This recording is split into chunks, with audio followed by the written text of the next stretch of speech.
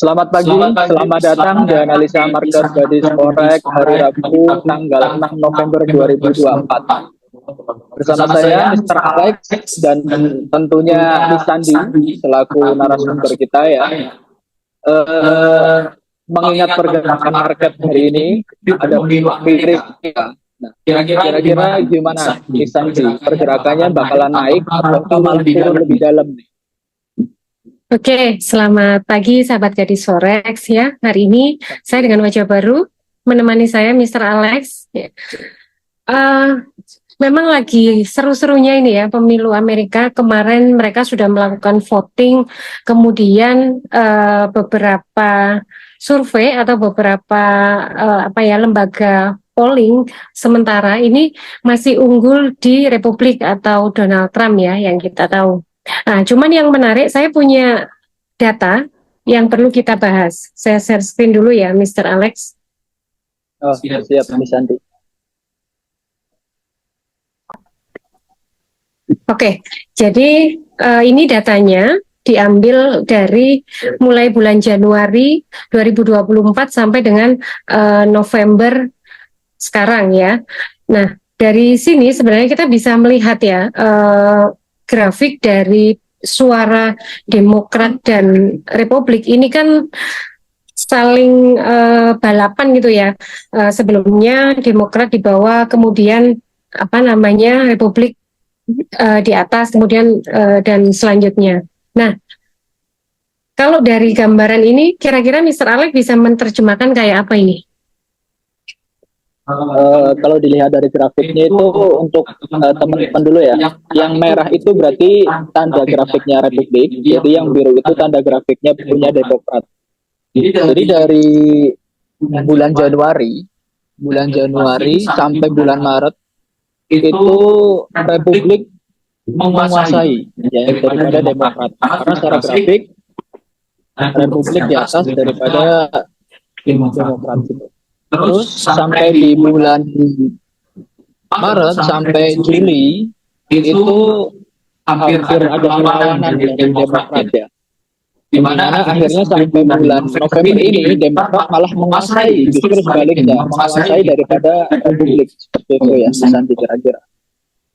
Ya, jadi memang Januari sampai dengan Juli ini kan sementara kan masih Joe Biden ya waktu itu yang menjadi capresnya dari Demokrat ya. Ini belum Kamala Harris gitu. Memang di awal-awal Januari itu yang unggul adalah Republik, kemudian ya disalib ya.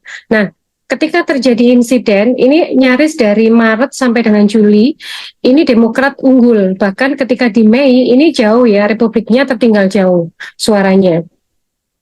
Nah, kemudian di Juli tanggal 13, itu terjadi insiden penembakan Trump ya. Kita tahu waktu itu sangat heboh sekali, kena telinganya. Untungnya kena telinganya, nggak kena yang lain ya. Nah, di sini Republik sempat Republik sempat naik sebentar, tapi kemudian tetap kalah ya, tetap turun. Dimana ketika waktu itu ada tekanan ya, ada tekanan bahwa Joe Biden harus mundur. Kemudian akhirnya Joe Biden memutuskan untuk mundur dan digantikan oleh wapresnya dia ya, Kamala Harris. Nah, disitulah Kamala Harris mulai menjadi capres yang di-endorse sama Joe Biden. Nah, ketika Kamala Harris sudah dideklarasikan menjadi capres, di situ suara Demokrat benar-benar naik signifikan. Sedangkan Republik itu tertekan jauh. Apalagi ketika debat kedua ya, debat pertama kan dengan Joe Biden. Nah, debat kedua antara Donald Trump dan Kamala Harris ini menunjukkan, atau waktu itu sih tampak dan kelihatannya itu sangat seru ya menurut saya, karena Donald Trump itu menurut saya itu kepancing emosinya karena kan dia dianggap rasis gitu ya. Apalagi si Kamala Harris ini adalah backgroundnya adalah seorang jaksa yang menurut saya dia bisa membuat kalimat-kalimat yang sangat tegas dan lugas, yang sangat menurut saya bisa mematikan begitu, mematikan lawannya, sehingga Donald Trump merasa kepancing hal-hal yang tidak seharusnya dilakukan oleh Donald Trump. Di situ Donald Trump kehilangan simpati sehingga Republikan menjadi turun suaranya. Nah, cuman Mr. Alex, yang menarik adalah saat kemarin itu kita sudah melihat pilpresnya dan sampai dengan hari ini kan masih perhitungan sementara. Nah, pollingnya itu justru yang unggul adalah dari Republik, dari Donald Trump. Dari Republik malah. Betul. Ini kalau saya lihat di beberapa berita ya, memang sebentar, harusnya saya punya datanya. Oh, datanya belum di-download. Ya, intinya bahwa sampai dengan hari ini itu suara terbesar masih dipimpin oleh Republikan atau Donald Trump ya. Ini dikarenakan menurut saya faktor yang pertama adalah dukungan dari negara-negara lain sebenarnya itu memang lebih condong ke Donald Trump. Karena Donald Trump ini dianggap nanti kalau dia memimpin ini bisa membawa perdamaian dunia. Karena salah satu kebijakan luar negerinya dia adalah ya dia akan membuat perang itu selesai gitu. Apalagi dia ngomong hanya dalam 24 jam. Nah, seperti itu. Jadi termasuk Israel Palestina ya, Miss ya. Betul. Kita tahu ya kalau Israel Palestina itu kan perang sudah terjadi beberapa dekade ya. Ya. Betul, dan di belakangnya mereka itu memang kita juga tahu bahwa ada NATO dan juga Amerika Serikat gitu kan, makanya perang itu terus bergulir. Nah, ketika Donald Trump menyampaikan bahwa dia akan membuat perang itu selesai, nah di situ banyak nih harapan-harapan dari negara-negara lain bahwa dunia ini akan damai. Makanya pendukung dari Donald Trump sendiri ini juga banyak. Terus faktor yang kedua itu dari silent majority. Kalau kita pinjam istilah itu di pilpres kita kemarin itu sebenarnya sama. Jadi sebuah lembaga survei ketika melakukan survei ya kan kan ketika di survei itu yang besar, yang tinggi kan Demokrat. Tapi untuk pemilihnya Donald Trump atau Republikan ini sebenarnya mereka tidak mengeluarkan pendapatnya. Jadi seolah-olah suaranya Demokrat itu tinggi begitu.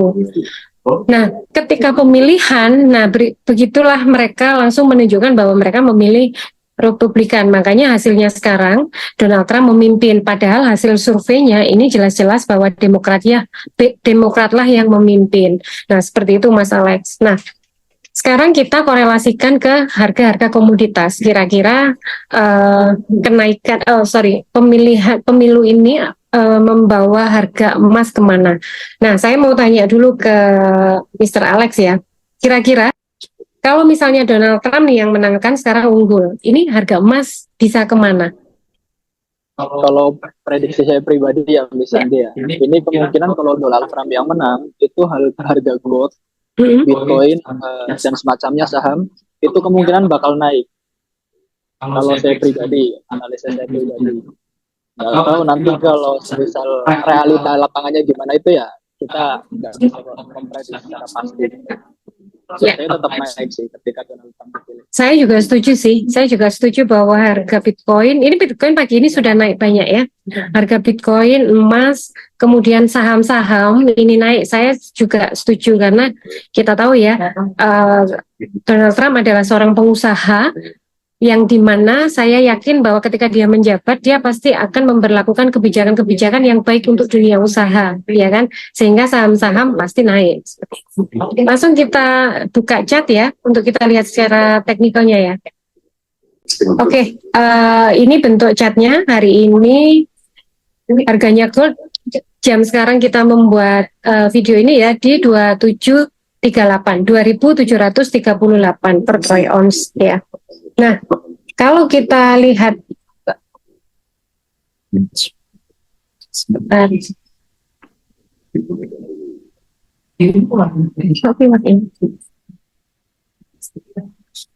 Sebentar. Mau ke sini.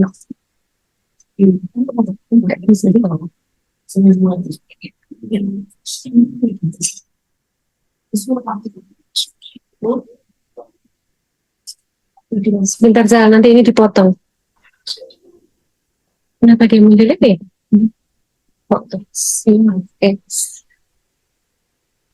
Jadi ini bentuk catnya. Oh, ini bukan gold ya. Sebentar. Oke. Ini bentuk catnya gold.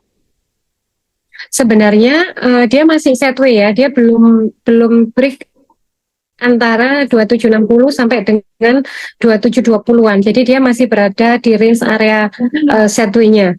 Ya, di atasnya R1 period sebelumnya. Nah, kalau kita lihat H1 juga tertahan ya, dia itu polanya ketika dia menyentuh di area 30-an ya, 33 gitu, dia kan selalu balik naik lagi. Nah, jadi ini memang masih gold ini masih tertahan, betul, tertahan, dan para investor masih ragu-ragu mau membawa gold kemana. Tapi menurut saya jangka panjangnya tetap naik sih. Kalau kita lihat potensi pengambilan posisi ya, menurut saya kalau dia kembali lagi ke area 30-an atau 35 ya, 30 sampai dengan 35, bahkan 37 ini area buy. Area buy-nya gold, nanti take profit-nya bisa ke area 750, kalau atasnya lagi bisa ke area 760-an. Itu untuk gold. Nah, tapi kalau kemarin saya menyarankan atau saya masih ngasih rekomendasi atau referensi untuk sell, untuk hari ini karena mungkin sudah mendekati hasil bulat pemilu ya, lebih baik jangan sell dulu. Kita tunggu dulu nanti kalau misalnya break 60 ini apakah dia akan terus melanjutkan ke all time high-nya kemarin atau malah dia bikin all time high baru di sekitar 2816. Di situ Mas Alex. Jadi saya tetap bukan percaya, saya tetap melihat bahwa harga gold masih potensi untuk naik ya. Dan area 30-an ini menurut saya cukup kuat ya, mulai dari bulan ini, mulai dari kapan ini? 24 Oktober sampai dengan hari ini tertahan di sekitar 30-an. Itu. Kalau dari Mas Alex sendiri punya referensi kah untuk sahabat gadis forex untuk pengambilan posisi buy di mana mungkin atau punya posisi sell di mana? Kalau saya lebih ke jangka panjang ya, misalnya dalam artian kemungkinan kalau semisal gold itu tembus di area 2710 lah paling 270 ya, sini ya. Kemungkinan ya betul, karena kita bicara jangka panjang ya teman-teman ya. Jadi kita bicara jangka panjang, kalau gold turun di 2710 ke bawah, itu ada kemungkinan bakal lebih dalam lagi. Tapi kalau masih tertahan dalam artian ada reject di situ, ya masih ada harapan kita untuk melakukan buy lagi, naikkan. Oke, jadi kalau misalnya dia turun ke area 2710-an, di situ bisa potensi untuk ambil posisi buy ya untuk jangka panjang ya. Betul ya? Betul. Ya, karena kita tahu kalau turun ke sini kemungkinan dia akan balik ke 2680, tapi ya, memang kalau kita dapat harga di 2710 memang cukup ideal, menurut saya juga sama sih. Itu. Oke, kita ke oil selanjutnya, Mas Alex. Tadi aku sempat tapi size-nya begitu. Ya. Kita ke oil untuk time frame daily. Nah, tadi tinggal masuk ke sini. ngomong-ngomong, Mr. Alex apakah juga bertransaksi di oil juga selain di gold? Apakah bertransaksi? Halo, Mr. Alex? Kalau saya jujur tidak terlalu expert ya di trading oil ya, belum terlalu menguasai, bisa tapi belum terlalu secara fundamentalnya itu ya belum. Jadi saya lebih spesialis di Bitcoin sama emas gitu aja. Bisa terlalu banyak Oke, spesialisnya di Bitcoin, sahabat gadis forex. Jadi ini memang mewakili Gen Z banget ya. Dan dia juga trading di XAUUSD tadi di emas. Nah, saya ingin ini ya, di oil ya. Oil ini secara teknikal dia tertahan di area pivot, di mana itu kemarin sempat naik sampai 72.5, tapi dia kembali lagi ya, nutupnya di daerah pivot, dan hari ini dia kayaknya nggak bisa nembus pivot dan dia turun. Nah, oil ini juga berada di range support atau liquidity yang cukup lama ya di daerah 70-an sampai 65-an ini. Bahkan ini di April, di Maret 2023 ini juga tertahan di area 66,8. Jadi ini ya 70 sampai dengan 66,8. Area ini menjadi area liquidity yang cukup seksi menurut saya untuk oil. Jadi kalau dia berada di area ini, ya buy saja. Tinggal nanti tunggu dia naik, nanti dilepas di atas. Nah, kita kembali ke daily. Untuk yang ke depan, menurut saya oil potensi untuk menjemput ke area ini pivot period sebelumnya. Ini ya ada garis pivot period sebelumnya. Di sini di area sekitar 69,2. Di sini sudah bisa masuk sebenarnya untuk buy oil. Nanti kalau misalnya dia turun lagi ke area di bawah 66 ya, itu bisa masuk lagi, bisa di average. Kalau oil sih menurut saya bisa sangat untuk jangka panjang ya. Bisa nahan sampai bulanan lah menurut saya. Itu untuk oil. Kemudian kalau kita lihat untuk H1-nya, nah H1-nya juga dia bentuk V ya, setelah kemarin kenaikan bentuk V dan sekarang berada di naik lainnya. Selain itu dia juga tertahan di resisten satu period yang sekarang. Jadi kalau mau sell ini boleh ya, sell pendek ya. Tapi mungkin nanti di area 70,7 ini sudah bisa dilepas karena nanti kalau di area 70 itu sebenarnya sudah masuk area buy sampai dengan 66 tadi seperti itu. Kalau pagi ini mungkin bisa spekulasi sell dulu, nanti take profitnya bisa di area 70,7 gitu, Mr. Alex. Oke, berarti untuk oil ini suggest hari ini lebih ke sell ya misalnya dia. Ya, bisa sell dulu ya pagi ini ya, bukan hari ini tapi pagi ini karena pagi ini, oke. Ya, karena kemungkinan kalau dia nanti sudah sampai ke area ini, pivot area sebelumnya atau di sini di 69 itu sudah bisa masuk buy gitu. Oke, kita lanjut ke Bitcoin. Oke, baik. Oke. Ya. Kita masuk ke Bitcoin. Nah, menarik tuh. Bitcoin sudah all time highs. Sudah all time high. Asetnya para Genzi itu misalnya. Betul. Ini yang ditunggu-tunggu. Nah, apakah ini tanda-tanda bahwa Bitcoin akan ke berapa, Mr. Alex? Pikir Mas Agus nanya yang mana? Ke 1 M lagi ya maksudnya. Ini sudah 1 M ya. Sekarang kan Udah 1 M ya. Iya dong. Lebih berarti. Sudah lebih. Kurs dolar itu sekarang sekitar hampir 16.000 ya, 15.500-an kalau nggak salah. Ini sudah di atas 1 M harganya. Kemungkinan bakal halving lagi, naik lagi. Oh ya. Kalau saya juga melihatnya ini kan daily ya, dan dia sudah break ini euforia untuk para Gen Z atau para investor di Bitcoin ya. Kemarin kan tertingginya di area 73,7 ya, dan hari ini sudah 74,8. Ini sudah break. Tapi memang ini mulai agak pergerakannya sudah mulai melambat karena dia tertahan di R2 period sebelumnya ya di daily. Tapi yang untuk period sekarang dia masih ada R1 di sekitar 76.000. Nah, apakah Bitcoin akan nyampe ke R1-nya? Coba kita lihat di H1.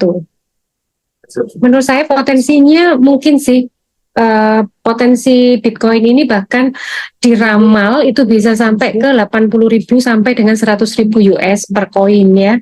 Jadi masih potensinya masih mungkin. Kalau misalnya mau FOMO ikutan ambil buy, koreksi dulu ya, cari koreksian dulu. Minimal kalau dia koreksi ke ini area 72, ini bisa mulai nyicil untuk beli. Sampai dengan area 69 ini bisa beli lagi. Harapannya nanti Bitcoin akan benar-benar sampai ke 80.000 atau 100.000 US untuk jangka panjang ya. Tapi kalau misalnya untuk market future, nanti kalau dia bisa ke area 76, di sini bisa saya referensikan untuk short sell. Jadi bisa ambil posisi sell, tapi sedikit aja ambil koreksian. Jangan banyak-banyak, takutnya dia akan rally. Karena kita tahu kalau Bitcoin itu rally, itu biasanya nggak ada kata maaf. Dia nggak ada koreksi, naik terus. Setuju nggak, Mr. Alex? kan Oh ya, betul, setuju banget sih. Setuju ya? Coba. Sebelumnya juga seperti itu. Ya, Bitcoin itu ya, betul. Jadi ini seperti histori di Desember 2023 ya, sampai dengan Januari, begitu dia break all time high-nya ini di 50.000, ini tanpa ampun sampai ke 70.000. Jadi 50.000 ke 70.000 itu sekitar 20.000 US dollar. Kalau kita skenariokan sama, jadi flag pattern ya, ini naik, kemudian dia sideways, dia naik lagi, kemudian dia bikin range yang cukup panjang ya, 1 tahun, mulai dari Maret 2024 sampai dengan hari ini, November, hampir 1 tahun, dia bikin konsolidasi, dan hari ini break, targetnya kalau 20.000, artinya Bitcoin bisa ke 90.000. Kalau kita hitung neckline-nya dari 70.000. Itu analisa market hari ini yang bisa saya sampaikan, Mr. Alex. Apakah mungkin ada pesan atau saran buat sahabat gadis forex atau bagaimana? Atau ada sanggahan dari yang saya sampaikan tadi?